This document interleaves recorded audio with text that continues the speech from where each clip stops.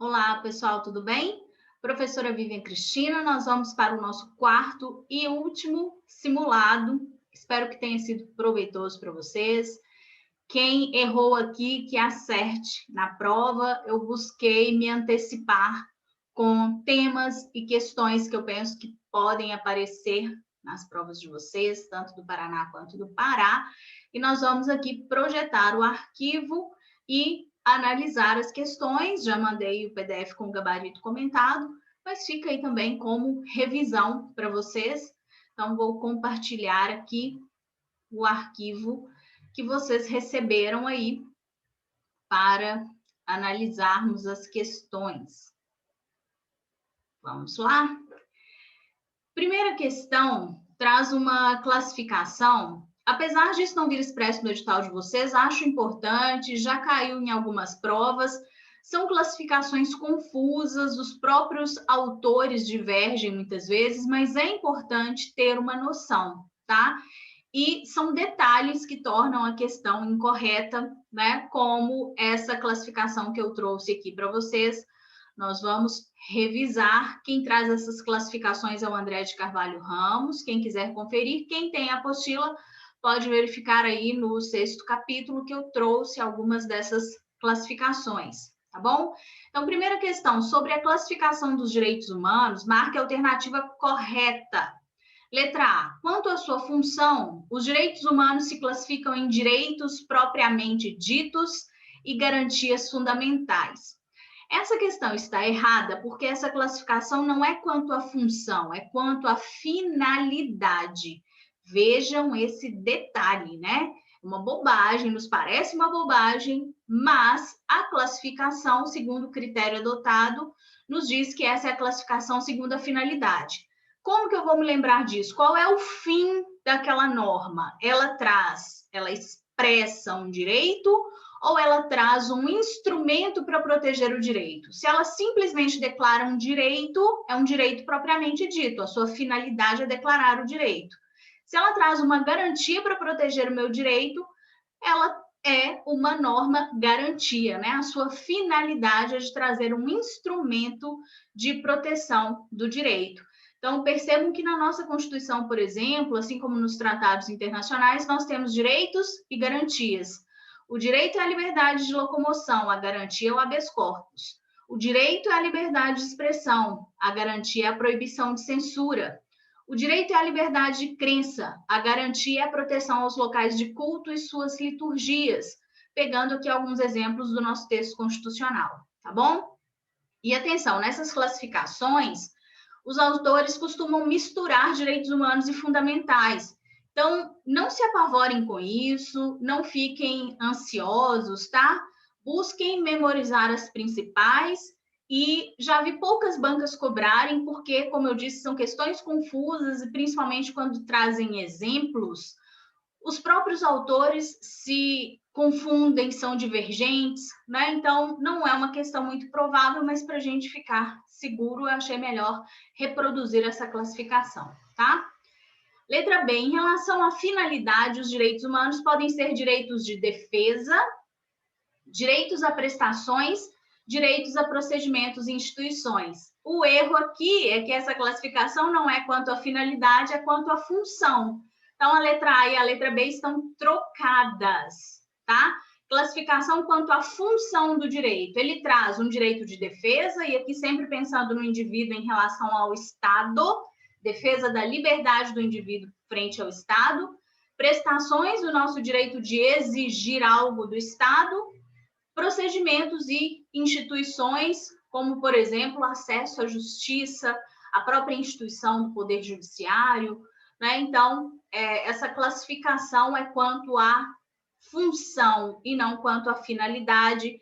Coloquem aí uma setinha para mostrar que letra A e letra B estão trocadas.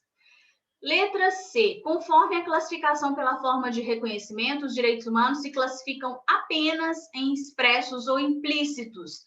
Errado, porque além de serem expressos ou expressos, né, quando estão expressos no texto, implícitos quando não estão, eles também podem ser decorrentes, oriundos de tratados internacionais ratificados pelos estados. Então, faltou essa classificação. Então, eles podem ser expressos, implícitos ou decorrentes ou oriundos de tratados internacionais. É a forma pela qual eles são reconhecidos. Estão expressos no texto, não estão escritos, mas são implícitos ou decorrem de tratados internacionais. Esse é o erro da letra C, tá? Faltou essa classificação aí, decorrentes de tratados internacionais. Letra D. De acordo com a classificação adotada pela Constituição de 88, os direitos humanos podem ser.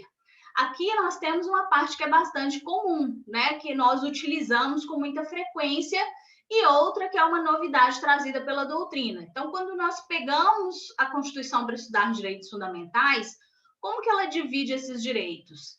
Né? Lembrem-se ali, artigo 5º, depois do 6º ao 11, 12, 13, 14, 16 e 17. São 5 espécies, se pensarmos assim. Mas aqui a doutrina acrescentou algumas classificações. Então, segundo a doutrina, eles podem ser individuais. Então, pensem basicamente no artigo 5º. Individuais de exercício coletivo também estão no artigo 5º, por exemplo, liberdade de reunião e associação. São direitos individuais, mas eu preciso de uma pluralidade de pessoas para exercê-los, tá? Sociais, 6º ao 11, direitos de nacionalidade, 12 e 13, direitos políticos, do 14 ao 16, partidos políticos, do 17. Não se esqueçam que direitos políticos está separado dos partidos políticos. Direitos coletivos de uma forma ampla, como proteção do meio ambiente, lá na ordem social, no final da Constituição, artigo 225, e deveres individuais e coletivos. Vejam que interessante, nós não podemos nos esquecer dos deveres. E isso também acontece em tratados internacionais. Eles sempre mencionam que nós temos direitos e deveres. Então, na própria Declaração Universal dos Direitos Humanos, nós temos essa menção aos deveres individuais e coletivos. Portanto, a letra D certinha, está correta. Essa é a classificação adotada pela nossa Constituição, segundo a doutrina. Letra E. Segundo a forma de reconhecimento, os direitos humanos se classificam em direitos propriamente ditos e garantias fundamentais. Está errado, nós já sabemos que essa classificação se refere à finalidade e não à forma de reconhecimento. Né? Então, uma questão só para vocês se lembrarem dessa classificação e revisarem, tá bom? Coloquei aqui para vocês um texto de revisão. Quem tem a apostila está lá no artigo 6º, no capítulo 6º, me perdoem, da apostila. E vamos à nossa segunda questão. Também aqui peguei um tema diferente, que é o TPI. Nós não temos expresso no edital o Estatuto de Roma, mas temos lá a estrutura normativa, e o TPI é um dos órgãos de proteção do Sistema Internacional de Direitos Humanos. É um tribunal independente que atua ao lado da ONU, não é órgão da ONU, pelo amor de Deus, ninguém vai errar isso, hein? Então, nós vamos falar um pouquinho aqui, e coloquei a Corte também, para vocês se lembrarem que a Corte é o órgão jurisdicional da ONU, e ele não se confunde, a Corte não se confunde com o TPI, tá? Então, acerca da estrutura normativa de proteção dos direitos humanos, marque a alternativa incorreta. Quando eu penso em estrutura normativa, o que deve vir à minha mente? Sistema global, TPI, lá ao lado da ONU, e os sistemas regionais de proteção. Lembrando que o sistema global se divide em geral, Carta Internacional dos Direitos Humanos, ou seja, a Declaração Universal dos Direitos Humanos, mais os pactos internacionais, e sistema especial com várias convenções temáticas, dentre elas a Convenção de Combate à Tortura, tá? Sistema geral especial compõe o sistema global. E os países se reúnem de forma geográfica para criar sistemas regionais complementares. Não existe hierarquia entre o sistema global e os sistemas regionais, e os regionais são o europeu, o americano e o africano, os já instalados e em funcionamento. Então, eu peço aqui a incorreta na questão número 2. Letra A. A Corte Internacional de Justiça é um órgão da ONU com competência contenciosa e consultiva. Correto. O que é isso? Julga conflitos, contenciosa e emite pareceres. Competência consultiva. e apenas os estados podem ser partes perante a corte. Muito importante, um indivíduo nunca poderá ser parte perante a Corte Internacional de Justiça. Essa corte hoje não tem como missão principal proteção de direitos humanos, é muito mais, ela julga muito mais questões ligadas a estados, conflitos entre estados.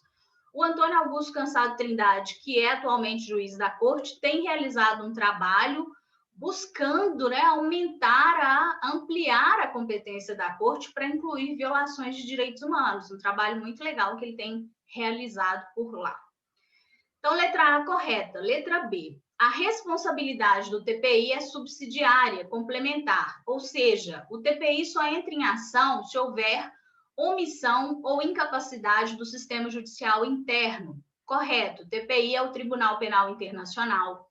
Desde Nuremberg, né, que foi logo no pós-Segunda Guerra, os países discutiam, queriam criar um tratado, um tribunal através de um tratado, para não sofrer a crítica, né, de ser um tribunal de exceção, como sofreu o Tribunal de Nuremberg. Então, eles começaram a pensar, desde 1948, eles começaram a pensar em um tribunal com competência para julgar crimes graves, crimes de guerra, crimes contra a humanidade, como nós vamos ver aqui. E esse tratado demora 50 anos para ficar pronto. Então, em 1998, fica pronto o Estatuto de Roma, que só consegue entrar em vigor em 2002, quando atinge o mínimo de ratificações. E o Brasil ratificou esse tratado em 2002, tá? Então, o Brasil se submete à competência do TPI. Vimos aí agora, né, até tentativas de denúncia contra o atual presidente da República. Não sabemos ainda se o TPI vai entender que se encaixa em alguma delas, mas o Brasil, e aqui nós estamos falando o Brasil não, né? Um brasileiro, porque o TPI julga pessoas físicas maiores de 18 anos pela prática de crimes.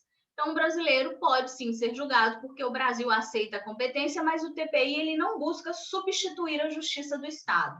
Ele só entra em ação se a justiça do Estado falhar, for omissa, for parcial, se ficar comprovado, né, que o Estado está deixando a desejar, não está obedecendo o devido processo legal, se tem alguma questão política que impede o julgamento. Então, a letra B está certinha. A responsabilidade do TPI é subsidiária, é complementar, porque a responsabilidade principal é do Estado.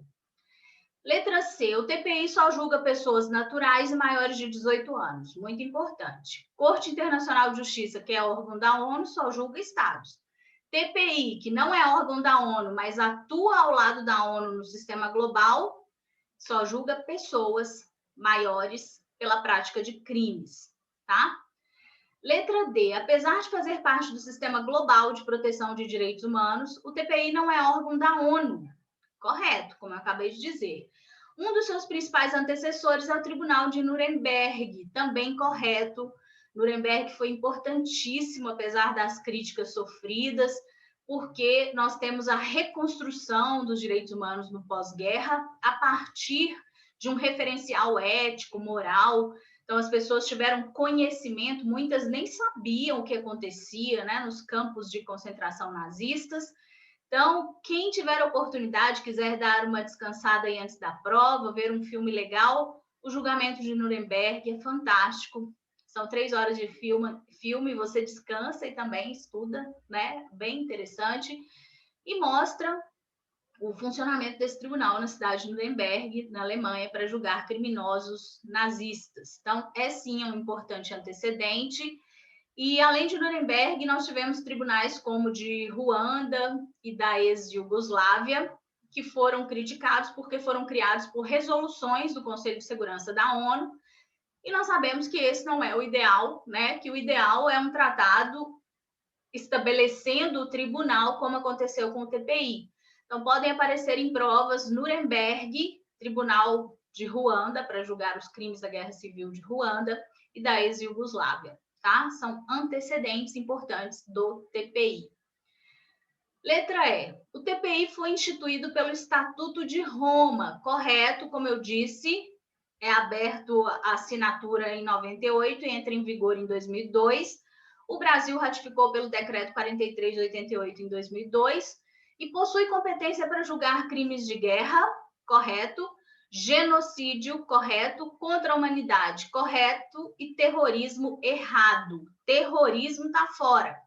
Então, aqui no lugar de terrorismo, teria que constar crimes de agressão, tá? São crimes de guerra, genocídio, contra a humanidade e de agressão, sendo que terrorismo não se encaixa no conceito de crime de agressão, porque é um crime praticado por quem está no poder, por ataques, violações sistemáticas de direitos humanos.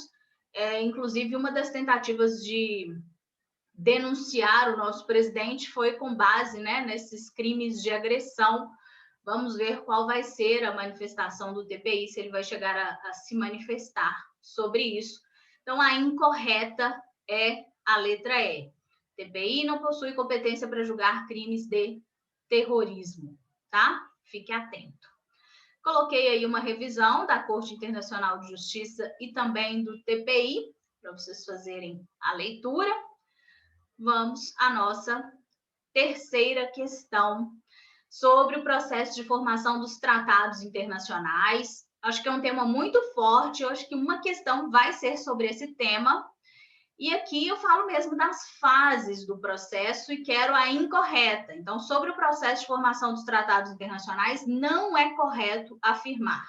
Letra A. A assinatura do tratado por si só traduz um aceite precário e provisório, correto?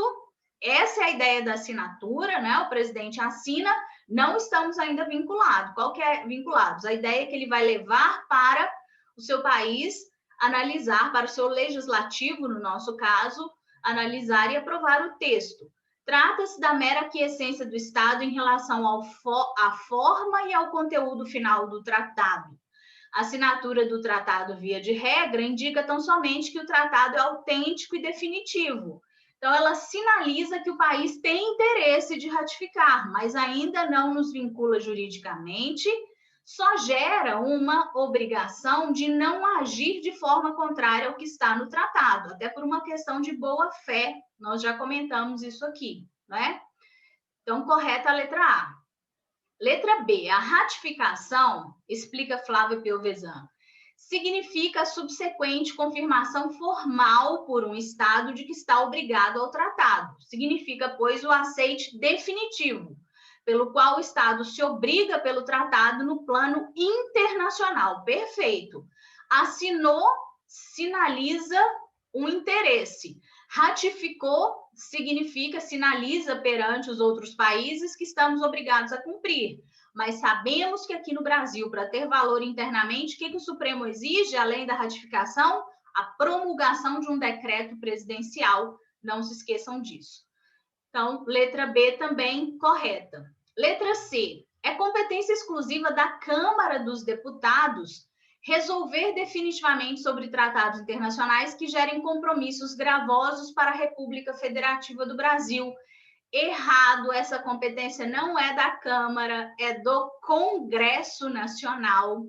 Então, nós temos a competência do presidente, que é uma competência privativa, lá no artigo 84, para celebrar tratados, e competência exclusiva do Congresso. Cuidado com a troca de Congresso por Câmara dos Deputados ou Senado, fica errado, é do Congresso, para resolver sobre esses compromissos que nos gerem, né, algum gravame, que nos gerem alguma responsabilidade, que gerem compromissos gravosos. Qualquer ato internacional que gere compromisso gravoso tem que ser aprovado pelo Congresso. Competência exclusiva, então, por isso está errada a letra C. Letra D, a competência para celebrar tratados internacionais, segundo o texto constitucional brasileiro, é privativa do presidente da República. Correto, é o artigo 84, inciso 7º. E, por fim, letra E, para que o tratado internacional possa vigorar internamente, o STF exige, além da ratificação, a promulgação de um decreto pelo presidente da República. Perfeito, essa é a visão do Supremo. Lembrem-se que os doutrinadores criticam, porque, segundo a doutrina, bastaria a ratificação para já valer tanto internacionalmente quanto internamente, mas na prova vocês vão adotar a visão do STF, a menos que a banca diga que quer segundo a doutrina, o que não costuma acontecer, tá? Então, a incorreta na questão aí número 3 é a letra C. Também coloquei todo o texto aqui de revisão sobre os tratados. Leiam aí as fases de incorporação. Essa é uma ótima questão para vocês revisarem essas fases, não é? Para recordarem as fases, os status.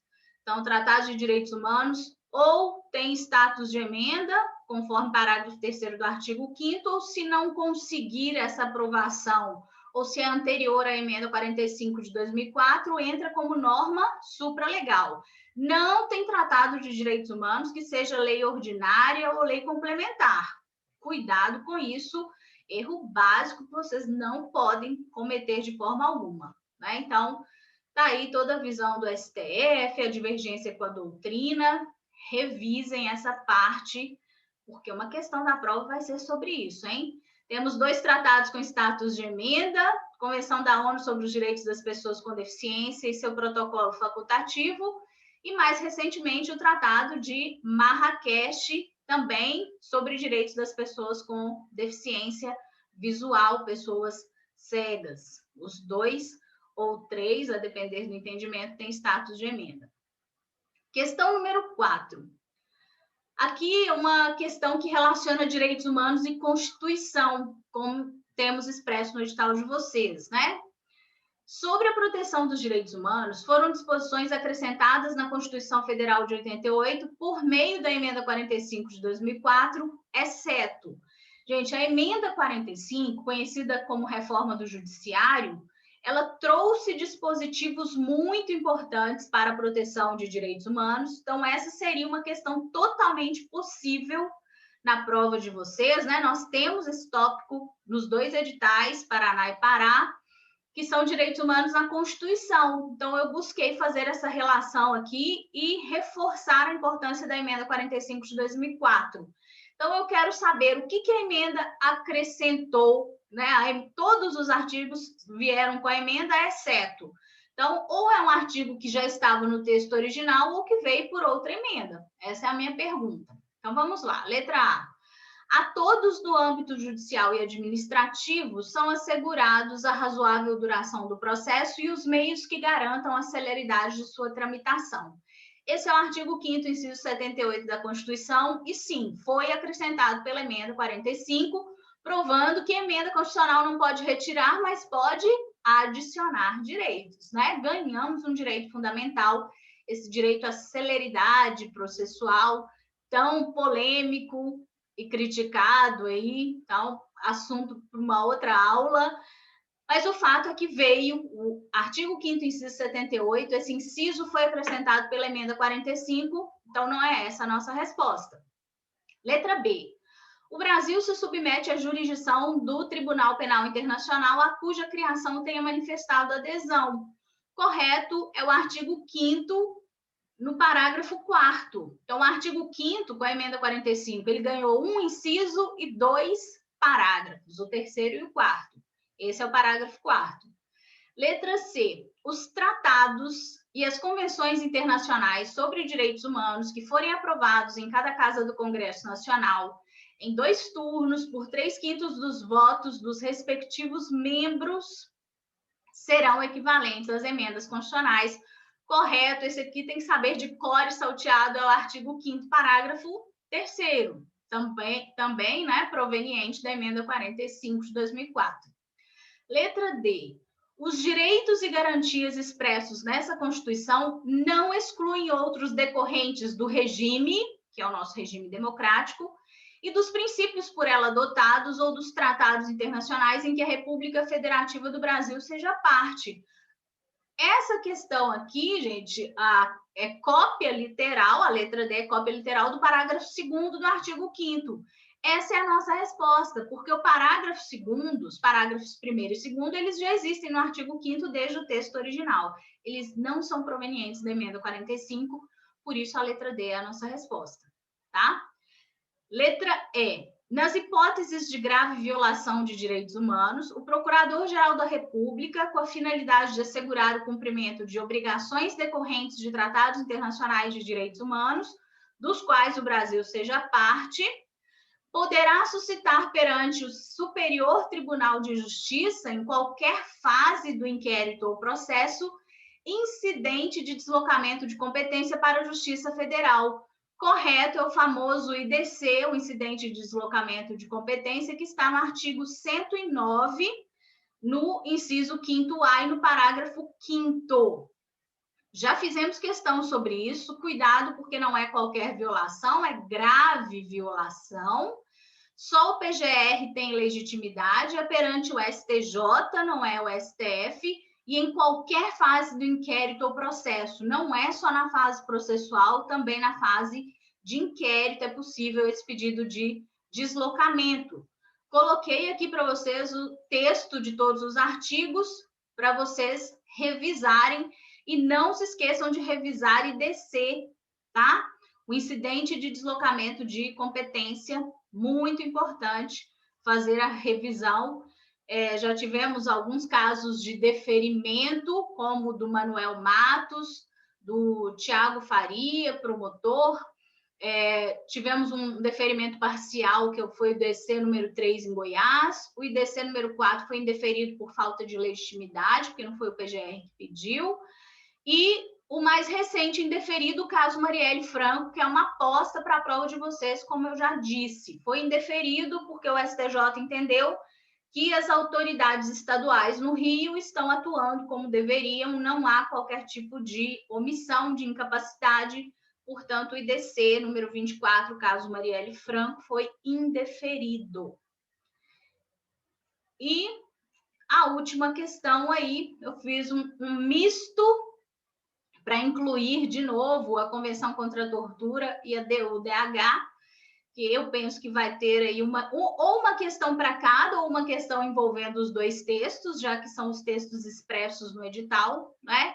Então, aqui na questão número 5, eu perguntei para vocês sobre a proteção internacional dos direitos humanos, considere as seguintes assertivas. Primeiro, a proteção internacional dos direitos humanos se consolida no pós-Segunda Guerra Mundial e simboliza uma tentativa de reconstrução dos direitos humanos após sua ruptura por regimes totalitários como o nazismo. Então, se o nazismo representou a destruição dos direitos humanos, a criação desse sistema deveria representar a sua reconstrução certinho. Os autores batem muito nessa tecla e as bancas gostam de provar. Lembrem-se, reconstrução dos direitos humanos, estabelecimento de um mínimo ético irredutível com a DU-DH, o direito mais famoso que nós temos, o mais importante, que é o direito a ter direitos, deveria ser assegurado na visão de Hannah Arendt. Então, isso tudo é muito típico do pós-guerra e motivou a criação desse sistema. Então, primeiro item correto. Item 2, conforme previsto na Declaração Universal dos Direitos Humanos, é livre a manifestação do pensamento, sendo vedado o anonimato. Gente, qualquer restrição ou vedação que apareça em prova, dizendo que consta da DU-DH, já liga o alerta, porque DU-DH não traz restrição de direitos humanos, só declara. Os estados é que ficam responsáveis por essas restrições. Então, isso aqui parece certo, é porque vocês estão se lembrando do artigo 5º, inciso 4º da nossa Constituição. Não está na DU-DH. A liberdade de pensamento na DU-DH, coloquei aqui para vocês, é o artigo 18. Então, façam a leitura, aproveitem para ler a DUD de novo e antes da prova de novo, né? Quantas vezes vocês puderem para não perder uma questão literal, hein? Então, o item 2 está errado. Item 3. A Convenção da ONU contra a Tortura e outras penas cruéis, desumanas ou degradantes traz como órgão de monitoramento um comitê contra a tortura formado por 10 peritos de elevada reputação moral e reconhecida competência em matéria de direitos humanos, eleitos em votação secreta, que exercem sua função a título pessoal. Certinho, essas previsões estão lá no artigo 17 da Convenção, coloquei aqui também para reforçar a leitura, e já caiu em provas, tá? Então, por mais que os 6 primeiros artigos sejam os mais cobrados, é importante ler a Convenção toda e destaque aí para esse artigo referente ao comitê, além daqueles referentes às petições individuais e relatórios, porque isso também já foi cobrado. Então, está correto o item 3. Item 4, o controle de convencionalidade de matriz interna, porque ele pode ser de matriz interna ou internacional. O internacional ou externo é o definitivo, né? O nosso internamente é o provisório. Só pode ser feito pelos juízos ou tribunais dos estados aqui no sentido de país, tá? Não se admitindo que outras autoridades, como delegados de polícia, o realizem. Completamente errado. Lembrem-se que ele se parece com controle de legalidade, então qualquer autoridade pública, um servidor público, teria a função de realizar o controle de convencionalidade, que é a compatibilidade das nossas leis e atos internos com tratados internacionais de proteção de direitos humanos. Lembrando que o Valério Mazzuoli criou uma subdivisão dizendo que esse controle de matriz interna ele pode ser difuso, realizado por qualquer juiz ou tribunal e outras autoridades, ou concentrado, que é aquele que é feito no Supremo. Esse só poderia ter como parâmetro os tratados de direitos humanos que têm status de emenda, não entrariam os que são normas supralegais, e só os legitimados para o controle de constitucionalidade concentrado é que poderiam realizar esse controle. Então, não estranhem se vocês encontrarem na prova controle de convencionalidade concentrado. Eu coloco aqui para vocês na revisão um texto, né, que é curtinho, mas é bem completo e traz essa classificação do Mazzuoli, que eu penso que também pode ser cobrada aí na prova de vocês. Controle de convencionalidade é um tema forte. Lembrem-se que uma das primeiras vezes que o Brasil realizou esse controle, nós temos um caso muito famoso, que foi o da prisão do depositário infiel. O Supremo entendeu que não dava mais para prender o depositário infiel, porque a gente não tem mais lei que regulamenta, apesar de estar previsto na Constituição. Se o Pacto de San José subiu, se ele passa a ser uma norma supralegal, ele adquire o poder de paralisar a eficácia de todas as leis que estão abaixo dele, inclusive aquelas que regulamentam a prisão do depositário infiel. Cuidado com isso, tá? Tem banca que usa o termo suspensão de eficácia, tem banca que fala em revogação, pouco importa, mas é só do que está abaixo dele. Um tratado que é norma supralegal jamais vai ter o poder de alterar o texto constitucional, né? Então, só um que tem status de emenda é que teria esse poder. Então, a gente continua com a previsão da prisão depositária infiel na Constituição, mas não tem como aplicar, porque as normas que o regulamentam perderam ou estão revogadas ou tiveram a sua eficácia paralisada por tratados internacionais de proteção dos direitos humanos que o Brasil ratificou, como o Pacto de San José e o Pacto Internacional dos Direitos Civis e Políticos. Tá bom? Bom, pessoal, então essas são as nossas apostas aí para a prova de vocês, as duas provas, né? E espero que vocês tenham gostado, que tenha ajudado aí, né? Que tenha acrescentado aos estudos de vocês. Qualquer dúvida, estou à disposição.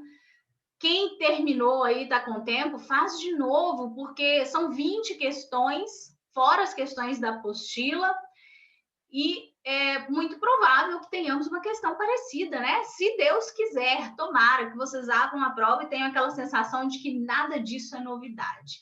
Estou na torcida, então que Deus ilumine aí cada um de vocês. Aguardo notícias e a gente vai fazer a revisão da prova. Me acompanha aí pelas redes sociais, tá bom? Agradeço a confiança, o carinho de vocês. Desejo muita tranquilidade para fazer a prova, seja do Paraná, seja do Pará. Continua à disposição, quem tiver qualquer dúvida pode falar comigo. E lembrem-se aí da importância desse controle emocional, né? Que é para vocês conseguirem resgatar essas informações que estão aí na cabecinha de vocês. Então, tranquilidade, tá bom? Muito obrigada, ótimos estudos, fiquem com Deus e até a próxima.